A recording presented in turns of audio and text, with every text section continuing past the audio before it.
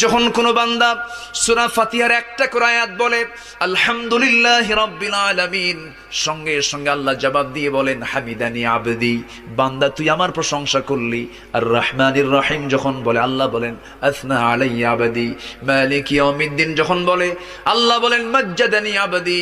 এরপরে যখন বলে ইয়াকা না'বুদু ওয়া ইয়াকা নাস্তাঈন পর্যন্ত যখন বলে আল্লাহ বলেন বান্দারে তুই আমার কাছে কি চাস, প্রাণ খুলে চা রে বান্দা।